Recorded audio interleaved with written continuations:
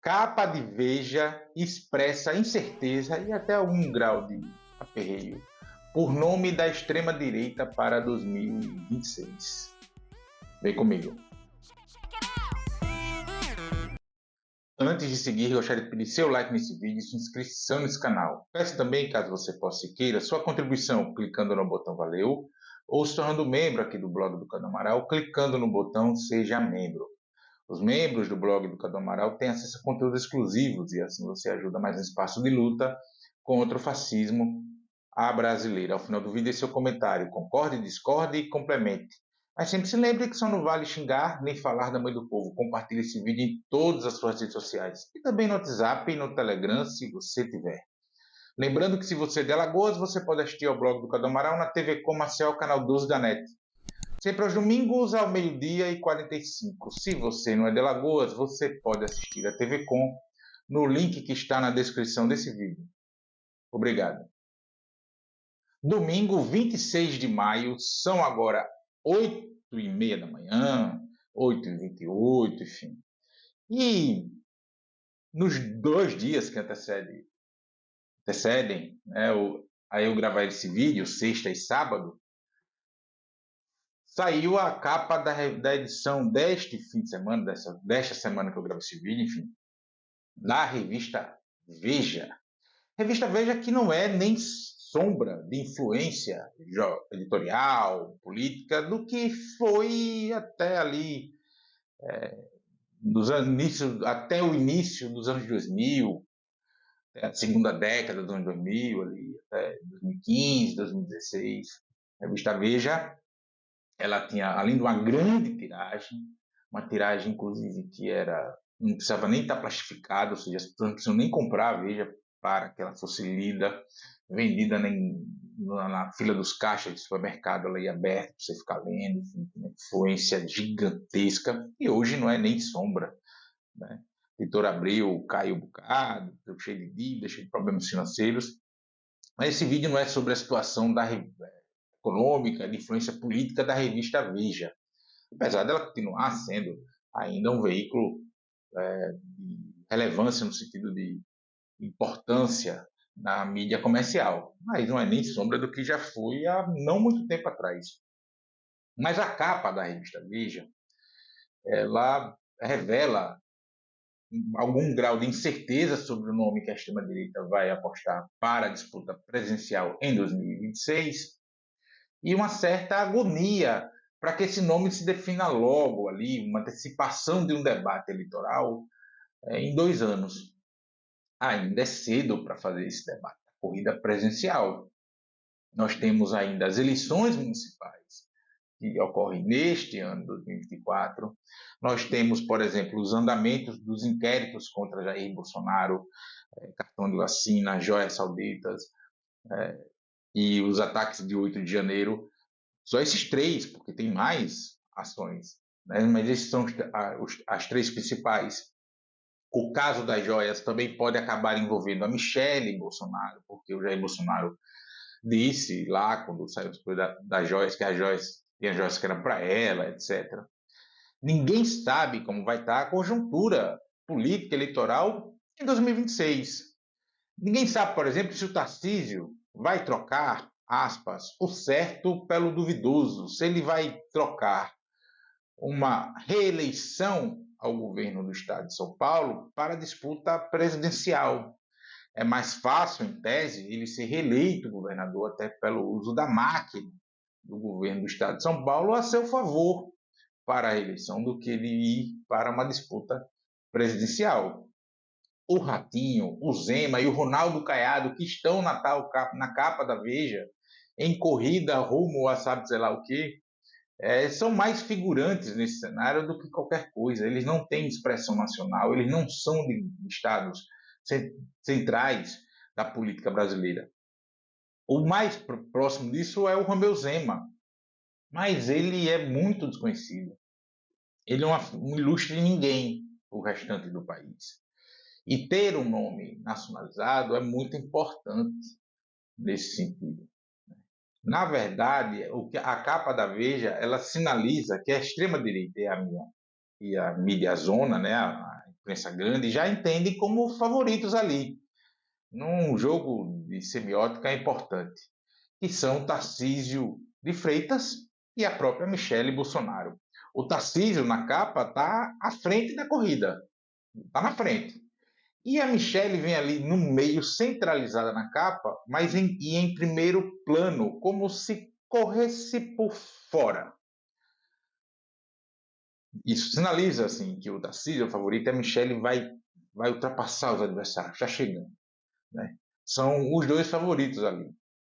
O tal jantar entre Luciano Huck, Campos Neto, presidente do Banco Central, e o Tarcísio de Freitas, há alguns dias antes de eu gravar esse vídeo, enfim, não foi à toa, como o Luciano Huck tentou vender, que foi um encontro de amigos ou coisa que o valha. Como não foi à toa, o tal Boletim Focus do Banco Central, que é o balizador, inclusive, para ousado como, né, para a definição da taxa de juros, está com dados fora das lógicas de comportamento do mercado financeiro, que eu comentei no vídeo anterior, e quando seria terminado de assistir esse, volta um e assiste lá. A Michele, por outro lado, já é o laço com os neopentecostais, com as igrejas evangélicas mais bolsonarizadas, essas desses pastores mediatizados, dos malafaias da vida. Né? E carrega consigo o ônus e o bônus de ser esposa de Jair Bolsonaro. Sendo esposa de Jair Bolsonaro, ela tem consigo, em tese, né, uma maior capacidade de segurar os votos, essencialmente dos idólatras de Jair Bolsonaro, daqueles que idolatram Jair Bolsonaro. E deve, mas como ônus, garantir o afastamento dos votos, de uma vez, daquelas pessoas que não gostam do Bolsonaro. Né? Garantir que esses votos já sejam dos candidatos de oposição. Já o Tarcísio, ele é do projeto de poder militar, tal qual o Bolsonaro foi. Mas o Tarcísio, na verdade, ele é um Bolsonaro que não xinga, e por isso ele é vendido como moderado. E essa venda como moderado pode fazer, ou é a ideia dos caras, melhor dizendo, que esse eleitor mais que não está em nenhum dos espectros eleitorais, das pontas, né, ali, o eleitor flutuante, passe a olhar para o Tarcísio, né, porque ele não tem a rejeição do Bolsonaro, porque ele não tem essa relação com o Bolsonaro, o sobrenome não é casado com o Bolsonaro, não é nada do Bolsonaro. Apesar dele ser mais parecido com o Bolsonaro, até mesmo que a Michele, do ponto de vista de projeto de poder, de construção, de origem de campo político, etc. Né? E um dos males que a mídia fez sobre esse debate, acerca do debate sobre a extrema-direita, foi o de fazer parecer que esse campo é composto apenas pelos caricatos, né? Aqueles que xingam, que gritam, que agridem, esses parlamentares que falando besteira no Congresso Nacional, que fazem gestos neonazistas, de supremacia branca, ou coisa que o valha, ou que a extrema-direita é somente aqueles que ficam arrotando trechos bíblicos à torta e à direita, misturando religião política, tal, as Damares Alves da vida, esse tipo de coisa, e que não é. E a mídia fez isso essencialmente porque na área econômica pouco ou nada tem divergência com a extrema-direita. Desse tempo nosso, ao contrário da extrema-direita da metade do século XX, é uma extrema-direita embebecida pelas teses neoliberais, entregar tudo, destruição do Estado. O Estado é somente para garantir o sistema repressivo, policialesco, militarizado e, no caso, garantir as questões de costumes, porque tem um monte de gente com medo de dar a rabiola, de gostar, e aí precisa garantir que essa vontade será oprimida, suprimida do convívio em sociedade. E no limite é isso. Mas aí vamos ser franco também na questão da mídia, que nas áreas de relações sociais, vamos ser muito franco, a imprensa pouco ou nada também, os donos têm pouco ou nada tem divergência com a extrema-direita. Apesar de se fazer parecer diferente, apenas por captação de nicho de mercado. o capitalismo tem essa característica, né? Tudo vira mercadoria, tudo é mercadoria. Então, eu não posso, se eu quiser lucrar mais, eu sou grande, eu preciso de todo mundo para garantir a minha estrutura financeira, etc. Porque, né, estamos falando de veículos, de produtos, de empresas nacionalizadas, eu tenho que jogar com todos os espectros de pensamento da sociedade.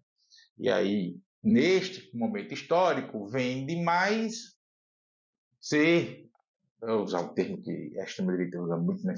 Liberal nos costumes, por exemplo, digamos assim. Isso é nicho de mercado. Por exemplo, a Folha é mestra em fazer isso. A cada tempos em tempos dá uma cambalhota no seu leitor. Muda a chave da sua linha editorial, aqui mais à esquerda, mais à direita, etc., nas suas lojas virtuais, livrarias, etc., vendem livros de todas as matizes ideológicas. E aí a extrema-direita chama a Folha de São Paulo de Foice de São Paulo, por exemplo, porque acho até que tem, no momento que eu esse vídeo, enfim, nunca mais olhei, mas até livros exemplares, edições de livros do Karl Marx na livraria da Folha de São Paulo, por exemplo. E aqui eu não estou defendendo a Folha de São Paulo, não. A Folha de São Paulo é muito mais nociva, por exemplo, do que o Estadão. O Estadão é muito mais nítido, deixa muito mais evidenciado o seu posicionamento político, por mais repulsivo que eu entenda que seja aquele posicionamento. A Folha fica, de tempos em tempos, fazendo essa confusão mental nos seus leitores, né? Mas, essencialmente, voltando à capa da Veja, e as recentes manchetes da mídia zona, da mídia comercial, dando maior peso para as pesquisas de intenção de voto do que merecia, né? Estamos faltando 2 anos para o pleito. Mostra que há, inclusive, algum grau de disputa no interior da própria extrema-direita, porque fica, Tarcísio é o melhor nome contra Lula, não é Michele, não é não sei quem, mas tem um ratinho aqui que aparece bem, e ficam jogando essa coisa. Nós estamos há 2 anos do pleito eleitoral, ninguém é candidato ainda. Ninguém é candidato ainda. Lembre-se disso. E logo esse campo vai ter que afunilar esses nomes. E se afunilar muito cedo, pode resultar em racha.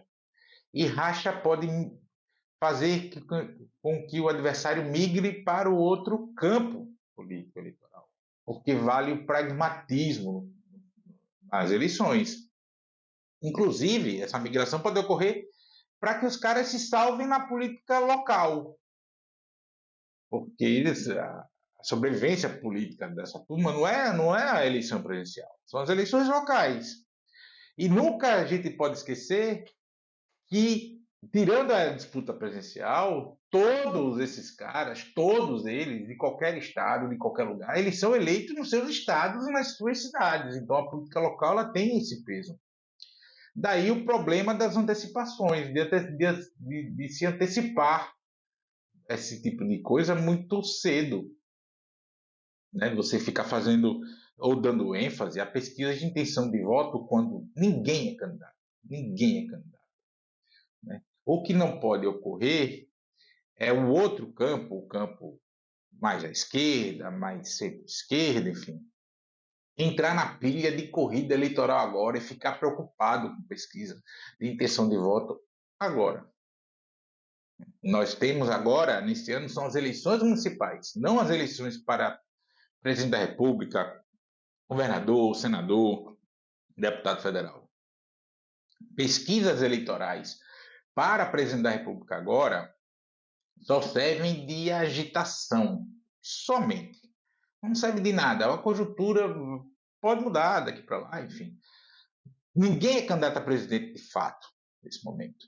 Ninguém terá que escolher candidato a presidente agora. Ninguém vai votar para presidente no próximo domingo. Então não tem sentido dar muito valor às pesquisas de intenção de voto agora, independente dos resultados. Até 2026, tudo pode ocorrer na política brasileira. Inclusive nada.